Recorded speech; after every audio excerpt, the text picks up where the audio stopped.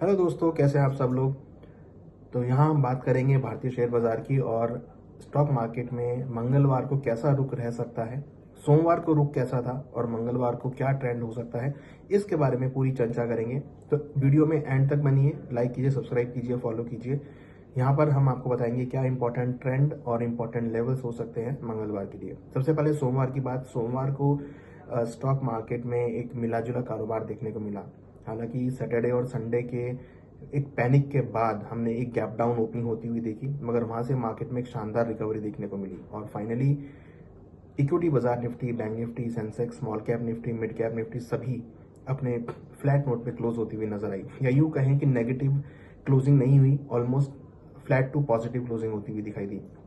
Market में lower level से recover होता हुआ नजर आया।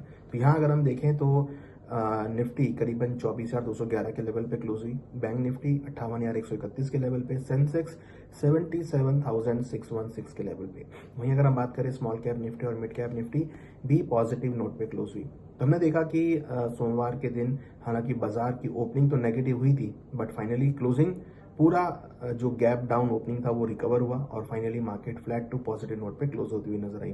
तो ये इंडिकेट करता है कि मार्केट्स ने अब जो यूएस ईरान का इशू था उसको अब डिस्काउंट करना चालू कर दिया है।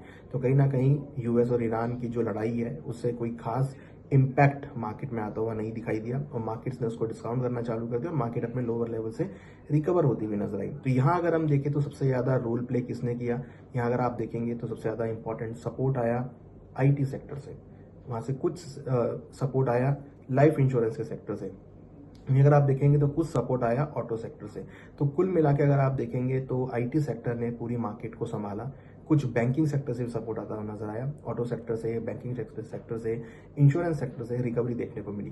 कहीं ना कहीं उनकी वजह से हमने मार्केट में रिकवरी आती हुई देखी। अब मंगलवार को क्या इंपॉर्टेंट सेगमेंट हो सकता है, तो मंगलवार को भी लग रहा है कि आईटी सेक्टर में एक जबरदस्त तेजी देखने को मिल सकती है, ऑटो सेक्टर में रिकवरी आ सकती है, साथ में बैंकिंग सेक्टर में रिकवरी देखने को मिल सकती है, लाइफ इंश्योरेंस सेक्टर में रिकवरी देखने को मिल सकती है। इंपॉर्टेंट लेवल कौन कौन से हैं, निफ्टी में वही इंपॉर्टेंट सपोर्ट 24,000 और 23,800 इंपॉर्टेंट सपोर्ट है, रेजिस्टेंस है 24,300 और 24,500, ये इंपॉर्टेंट सपोर्ट रेजिस्टेंस लेवल है। बैंक निफ्टी में इंपॉर्टेंट सपोर्ट है 57,500 और 57,000, रेजिस्टेंस है 58,600 और 59,000, तो ये रेंज रहेगी। सेंसेक्स में इंपॉर्टेंट सपोर्ट है 77,000 और 76,000, रेजिस्टेंस है 78,000 और 79,000। तो लग रहा है कि मार्केट्स में एक साइडवेज ट्रेंड देखने को मिल रहा है। बहुत दिनों से हम इसी रेंज में ट्रेड होते हुए देख रहे हैं, वो लग रहा है कि इसी रेंज में ट्रेड होता हुआ नजर आएगा। हालांकि रुपी यहाँ पे थोड़ा सा वीक होता हुआ नजर आया, मगर सेंटीमेंट जो है मार्केट के वो साइडवेज रहे। जैसा कि हमने अपनी वीकली रिपोर्ट में प्रिडिक्ट किया था कि बाय ऑन डिप्स होगा, तो वैसे ही इक्विटी मार्केट में ट्रेंड देखने को मिला।